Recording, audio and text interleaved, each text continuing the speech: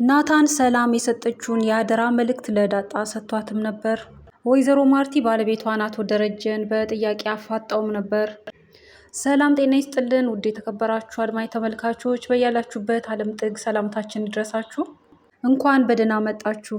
ይህ የዮሃና ዩቲዩብ ቻናል ነው። በዚህ ሰዓት በዚህ ቪዲዮ የዳጣ ድራማን እነሆ ላጋራችሁ ወደድኩ። ቪዲዮን እስከ ማብቂያው እንድታዩት በአክብሮት ጋበዝኩ። ወይዘሮ ሰላም ለናታን በአደራ መልክ የሰጠችውን መልእክት ማለትም ለዳጣ እንዲሰጣት የሚሰጣትም እሷ እዛ ቤት ከሌለች በአጠቃላይ እሷ ከሌለች እንዲሰጣት አበክራ ነግራ አደራም ብላው ለማንም እንዳይሰጠው ማንም እንዳያየው ራሱም ገልጦ እንዳያየው ጭምር አበክራ ነግራ ተማጽና አደራ ብላው የሰጠችውን መልእክት ለዳጣ በንግግራቸው መሃል ሲያወሩ ያው ሰላም አንድ መልእክት በአደራ መልክ እሱ ጋር አስቀምጣ እንደሄደች ያም መልእክት ደግሞ ለራሷ ለዳጣ እንደሆነ ይህንንም ደግሞ የምትሰጠው የሚሰጣት ያው ሰላም ከሌለች ብቻ ማለትም ይህ ሰላም እኔ ከሌለው ብላ ያለችው ነገር ደግሞ ምናልባት ከሞትኩ ይሆን ማለቷ ወይስ አልገባኝም በሚል በሁለት ሀሳብ እያመነታም ነበር። ዳጣም እንግዲህ ይህንን ነገር ስትሰማ አምጣውሌው ማየት አለብኝ፣ ያውም ይህ መልእክት ለኔ ነው። ሲቀጥል ደግሞ ሰላም ከሌለው ማለቷ ያው እዚህ ቤት ከሌለች ነው፣ የለችም፣ አሁን ልሰጠኝ ይገባል ብላ አጥብቃ ስትማጸነውም ነበር። ናታን ግን በጭራሽ አይሆንም፣ አደራ ብላኛለች፣ ይህንን መልእክት እንድሰጥሽ የነገረችኝ ከሌለው ብቻ ነው ብላኛለች። ያም ማለት ምናልባት ከሞተች ወይ ደግሞ እሷ እዚህ ቤት ከሌለች የሚለውን ነገር ትንሽ ስላላጣራው ግራ ገባኝ። ምናልባት ከሞትኩ ማለቷ ይሆን ብሎ ሲል እንግዲህ ዳጣ የዚህን ሰዓት እንዴት እንደዚህ ትላለ? እንደዚህ አይባልም፣ እሷ ገና ትኖራለች አትሞትም፣ በህይወት ትኖራለች በሚል እንዲሁም ደግሞ አደራም ቢሆን መልእክቱ ለኔ ነው፣ እሷም የለችም፣ ስለዚህ ስጠኝ፣ ጊዜው አሁን ነው ልሰጠኝ በሚል አጥብቃ ይዛው ነበር።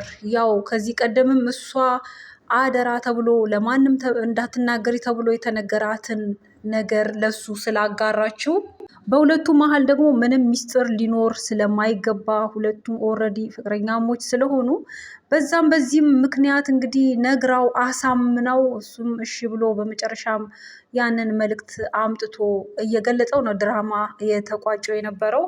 ዳጣ እንግዲህ ወረቀቱ ተከፍቶ እስክታየው ምን እንደሆነ እስክታየው እጅግ ጓጉታም ነበር፣ እጅግም ደግሞ ፈርታም ነበር። በተለይ ደግሞ አቤጌል እንዳትመጣ ሌላም ሰው መጥቶ ይህንን ነገር እንዳያይ እጅግ በመስጋትም እንዲሁም ደግሞ በጣም ልቧም እየተንጠለጠለ እንዲከፍተው ነግራው እሱም እየከፈተ ነበር ድራማው ተጠናቆ የነበረው። ይህ የወይዘሮ ሰላም መልእክት የአደራ መልእክት በጣም ትልቅ ሚስጥር የያዘ መልእክት ነው። ይህም ወይዘሮ ሰላም የዳጣ እናት መሆኗን እንዴት እንደተወለደች ከመጀመሪያው እስከ መጨረሻው እስካለ ድረስ ያለውን ነገር የሚዳስስ መልእክት ነው። እንግዲህ ወይዘሮ ሰላም በእንባ ታጥባ በባለፈው ክፍል ጽፋው ለናታን ሰጥታው የነበረው እንግዲህ ይህ መልእክት በእርግጥም ዳጣ ውስጧ የጠረጠረ ነገር አለ። የሰላም አብዝቶ ለዳጣ ማሰብ ከጅምሩ ደግሞ ማንሽ፣ እናትሽ ማናት፣ የተወለድሽ የሚለው ጥያቄዎችም ከዛም በኋላ ደግሞ ከቅርብ ጊዜ ወዲህ ወይዘሮ ሰላም ለዳጣ ትልቅ ትኩረት ትልቅ ፍቅር አላት። ፍቅሯ ጨምሮ እንክብካቤዋን አብዝታ የምታደርገው ነገር ሁሉ ዳጣ እንድትጠረጥር አድርጓታል። ሆኖም ግን ዳጣ ጥርጣሬዋን ያው ገልጣም ባትጠይቅም ለምን እንደዚህ አብዝታ ትንከባከበኛለች ስትል ያው በውስጧ ይህንን ነገር ይዛም ነበር እና አሁን ላይ ናታን እንግዲህ ይህ መልእክት አለ ብሎ ሲላት ይህ መልእክት እንግዲህ ነገሮችን የሚፈታ ሊሆን ይችላል፣ ምናልባትም የአባቴን ሐዘን የሚያቀል ሊሆን ይችላል እንደውም አምጣው ስትል ያው ናታንም መልእክቱ ለሷ ስለሆነ ሊሰጣት የቻለው ማለት ነው። እናም ይህ የዳጣ የእድሜዋ ልክ ጥያቄ የማንነት ጥያቄ መልስ ነው። እናም ይህንን እንግዲህ ታላቅ ሚስጥር ስታይ ምን ትል ይሆን? የዳጣ ሪያክሽን እንዴት ይሆን? ወይዘሮ ሰላምስ ለምን ወሰነች ይህንን ታላቅ ሚስጥር በዚህ መልኩ ልጇ ዳጣ እንድታውቅ እንዴት ወሰነች? ምክንያቱም አቶ ደረጀ ተማጽኗታል። ለትዳሬ ለኑሮዬ ስቲ ለወይዘሮ ሰላም ስቲ ህይወቷ እንዳያልፍ ከፈለግሽ እና ለእኛ የምታስቢ ከሆነ ታገሽኝ፣ ትንሽ ጊዜ ነገሮችን እያመቻቸው ነው ብሏት ነበር። ለዳጣ ጭምር እንዳትነግራት አጠቃላይ ይህ ሚስጥር እሱ እስኪፈታው ድረስ ሚስጥር ሆኖ እንዲቆይ እንድትጠነቀቅ ተማጽኗትም ነበር። ወይዘሮ ሰላምም በዚህ ሀሳቡና ጥያቄው ተስማምታ ነው እንግዲህ እስካሁን ቆይታ የነበረው። ከዛ ቤት ያው ለመውለድ እንደምትሄድ ስለምታውቅና ይህንን ደግሞ ሚስጥር ዳጣ ልጇ እንድታውቅ ለምን ፈለገች? አሁን ዳጣ እዛ ቤት ነው ያለችው። ይህንን አደራ አዘል መልእክት ደግሞ ናታን እንግዲህ ሳያውቅ ያው ለሷ ነው ይህ መልእክት ብሎ መልእክቱ ምን እንደሆነ ሳያውቅ ሰጥቷታል። እንግዲህ ይህንን ዳጣ ስታየው በዛ ቤት ውስጥ ይህንን መልእክት ሰምታ ይህንን የእናትነት ጥያቄዋን መልስ የሆነውን ትልቅ መልእክት ትልቅ ሚስጥር እንግዲህ ደርሷት እንዴት ነው አፍና ልታቆየው የምትችለው? እንዴት ነው በዛ ቤት ውስጥ ያሉት ሰዎች ላይሰሙ የሚችሉት? እንግዲህ እዚህ ጋር ነገሮች ሊበለሻሹ እንዳይሆን አቶ ደረጀ እንደተመለከትነው ነገሮች ሁሉ ውስብስብ ብለውበት በጣምም ተጨናንቆ እንግዲህ ይህንን ደግሞ እንዳይገልጥ እንዳያሳውቅ በጣም ዱብዳ ሆኖበታል። ለሚስቱ ህይወትም ያስባል። ምናልባት በድንጋጤ ትሞትብኝስ ይሆን ታዝንብኝና ትፈታኝ ሲሆን ወይም እንድንፋታ ይህ ሚስጥር እንግዲህ ምክንያት ይሆን ለትዳሬ አጠቃላይ ለቤቱ መበተን ለደስታው አጠቃላይ መጥፋት ምክንያት ይሆን የሚል ታላቅ ስጋት አለው። ስለሆነም አሁንም ፈጣሪውን እየተማጸነ ነበር መውጫውን እንዲያዘጋጀው እሱ እንዲጠቁመው እንዴት አድርጎ ይህንን ነገር መፍታት እንደሚችል ይህንን ከባድ ችግር እንዴት አድርጎ መፍታት እንደሚችል እንግዲህ አንዱ ከበደኝ እያልኩ ሌላ ተጨምሮብኛል እንዴት ነው ማደርገው እያለ ፈጣሪውን እንግዲህ ሲማጸን ተመልክተነው ነበር። እንደተማጸነው እንግዲህ የፈጠረው አምላክ ጭንቀቱን ያቀልለት ይሆን? በቀላሉ ይህ ነገር ተፈቶ ትዳሩም ሰላሙ ሳይናጋ ትዳሩ ሳይፈርስ ሚስቱም ምንም ሳትሆንበት ይህንን ከባድ ሚስጥር ፈቶ ይቀጥል ይሆን? የዳጣ ይህንን መልእክት ማየት እናቷን የማወቅስ ነገር እዚህ ጋር እንግዲህ አለ። ያንን ስታውቅ ይህን መልእክት ስታይ በቤት ውስጥ የሚስጥር ሊወጣ ይችል ይሆን ወይስ እንግዲህ የተማጸነው አምላክ ረድቶት ነገሮች እንግዲህ በአሰበበት መንገድ እንዲፈታ ይሆን? እጅግ በጣም አጣብቂኝ ውስጥ ነው እንግዲህ አቶ ደረጀ ያለው። በጣምም ተጨናንቋል።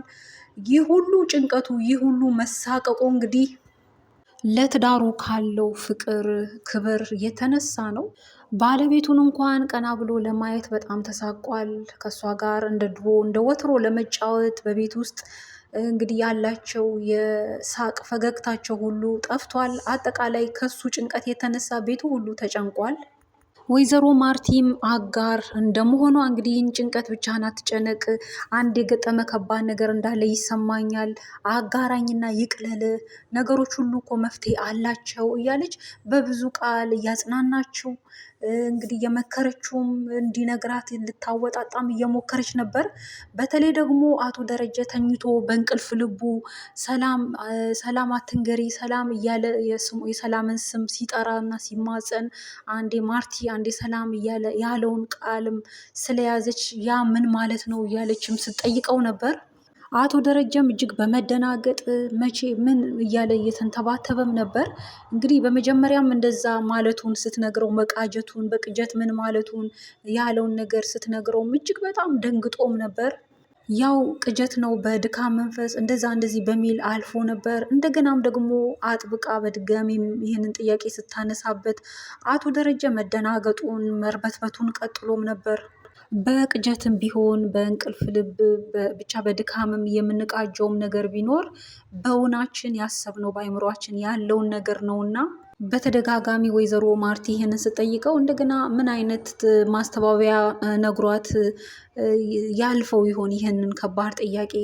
እንግዲህ ወይዘሮ ሰላም ለመውለድ አክስቷ ቤት ከሄደች ጊዜ ጀምሮ ሌላ ሰራተኛ አምጥተዋል። ይቺ ሰራተኛ ደግሞ ትንሽ ፈኒ ነገር ናት። እናም ያው የልጆቹን ባህሪ አንዳንድ ስላላወቀች በተለይ ደግሞ የአቤጌልን ማንነት ባህሪዋን ስላላወቀች ዳጣን እየጠየቀቻትም ነበር። እናም ደግሞ ከውሃ ጋርም ያው ገጥመዋል፣ ጥሩ ናቸው። እናም ናታን ያምራል ልጃችሁ ነው ወይ እንደዛ እንደዛ ብላ እንደ ቀልድ ያለችውን ውሃም ሄዳ ስትነግር ይህንን መናገሯን ደግሞ አቤጌል ሰምታ መታ ስትቆጣትም ነበር።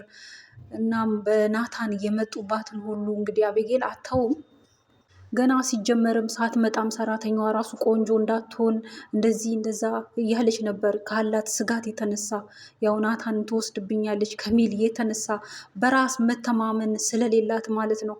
እናም በአጠቃላይ እንግዲህ በዚህ ክፍል የቃኘ ነው ይህንን ይመስላል። ቀጣይን ክፍል ደግሞ በቀጣይ የምናጋራችሁ ይሆናል። ቪዲዮን በማየት እስካሁን አብራችሁን ስለቆያችሁ ከልብ እያመሰገንኩ የእናንተንም ሀሳብ አስተያየት በኮሜንት እንድታሰፍሩ ቪዲዮን ላይክ፣ ሼር በማድረግ እንድታበረታቱ ስል በትህትና እየጠየኩ በዚሁ ተሰናበትኳችሁ። ደህና ሁኑ።